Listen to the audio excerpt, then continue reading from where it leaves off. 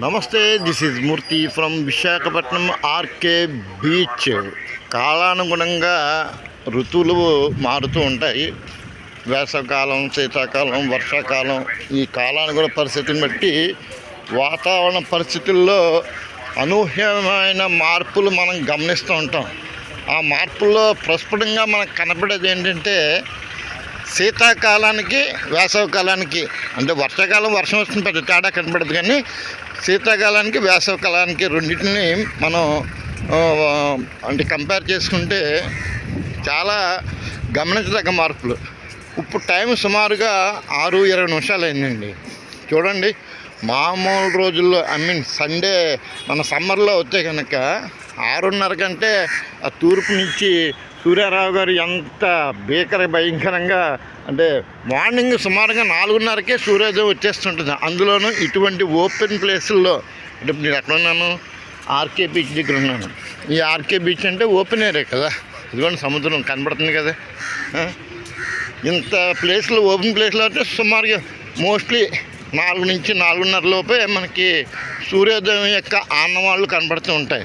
కానీ ఇప్పుడు అయితే మనకి టైం చూస్తే, అంటే ఓ ప్రకాశ్ చంద్రరావు గారు కూడా వెళ్ళలేదు, గమనించాలి. అఫ్కోర్స్ నిన్నే పౌర్ణమి అనుకుంటా, నిన్న మొన్న.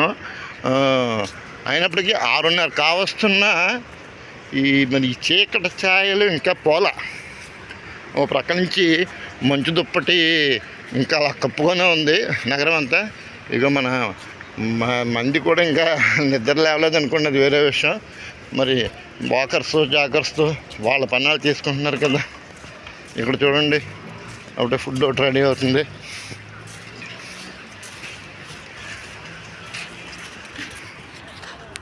అంతేనండి. అందుకే భగవంతుడు చాలా చాలా గొప్పడండి. మనం అనుకుంటున్నాం కానీ వేసవకాలం, కొంతమందికి వేసవకాలం అంటే ఇష్టం, కొంతమంది శీతాకాలం, కొంతమంది వర్షాకాలం. ఏ కాలం ఇష్టాల సంగతి పక్కన పెడితే ఏ టైంకి ఎవరికి ఏది ఇవ్వాలో ఆయనకు తెలుసు. ఆ రకంగా జగత్తును సృష్టించేవాడు దేవుడు కాబట్టి ఆయనకు తెలియదండి ఎప్పుడు ఎవరికి అంటే పుణ్యం కొద్దీ పురుషుడు అంటారు చూసారా, మనం చేసుకున్న కర్మ ఫలాలను బట్టి మన యొక్క జీవన శైలి పడుతూ ఉంటుంది. ఈ నేపథ్యంలో మనం చేయదగ్గది ఏంటంటే, ఉన్నంతలో ఈ అద్భుతమైన జన్మని ఏ రకంగా సార్థకం చేసుకోవాలి అంటే, తిన్నామా పడుకున్నామా తెల్లారిందా అనేది కాకుండా, ఉన్నంతలో మనకి ఇప్పుడు చూడండి, ఆ పక్షులు చూడండి ఎంత హాయిగా విహరిస్తున్నాయో. అంటే ఆ పక్షులకి ఇంక వేరే ఆల్టర్నేటివ్ ఏమి ఉండదు. అలాగే జంతువులైనా సరే, ఏదైనా పశుపక్షాదులు ఏదైనా సరే అండి, వాటికి ఏంటంటే తినడం, అలా తిరగడం, పడుకోవడం, చనిపోవడం. కానీ ఎన్నెన్నో ఒక జ్ఞానాన్ని, అద్భుతమైన జ్ఞానాన్ని మనిషికి అందించాడు భగవంతుడు.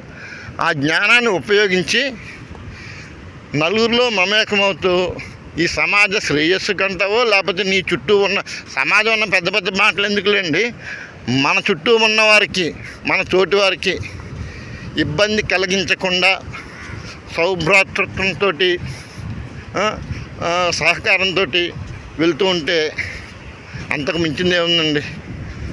అంటే దేవుడు నేను సృష్టించాను కదా, నాకు పూజ చెయ్యి, నాకు ధ్యానం చెయ్యి, నాకు కొబ్బరికాయ కొట్టు, నాకేమో పులిహార పెట్టు, అవన్నీ మీ ఇష్టం, మీ వ్యక్తిగతంగా, అంటే మిమ్మల్ని మీరు సాటిస్ఫై చేసుకోవడానికి మీరు చేసుకునే చర్యలు, ఉపచర్యలు. దేవునికి ఏం చేయవసరం లేదండి, ధ్యానించండి. భగవాన్ నాకింత మంచి జన్మనిచ్చావు, ఇన్ని వేల కోట్ల జీవరాశుల మధ్యలో ఆలోచనాశక్తి కలిగినటువంటి ఒక మంచి జన్మనిచ్చావు. ఈ జన్మని చరితార్థం చేసుకునేందుకు నాకు శక్తియుక్తులను ఇవ్వు స్వామి. తలకి కొమ్ములు వచ్చి మతగర్వంతో మిమ్మల్ని తోలనాడకుండా ఎల్లప్పుడూ భక్తి శ్రద్ధలతోటి, భక్తి ప్రపత్తులతోటి ఉండేందుకు నీ యొక్క సహకారం అందించు స్వామి అని ప్రార్థిస్తే చాలు. అంతేగాని ఒక 100 కొబ్బరికాయలు, 1000 వేటపోతులు, ధూపదీప నైవేద్యాలు ఇవన్నీ వచ్చేసి మీ దారిని మీరు పాపకర్మలు చేస్తే కనుక అది ఎంతవరకు అంటే దైవం హర్షించదు. నభూత నభవిష్యత్తు అనుకుంటూ సర్వేదన సుఖనోభవంతు అని అనుకుంటూ ముందుకు వెళ్తే హర హర మహాదేవ్ శంభో శంకర. ఓం నమ శివాయ, నమో నారాయణ. ఇది సెలవు మరి. జై Hind. This is Murthy from Visakhapatnam.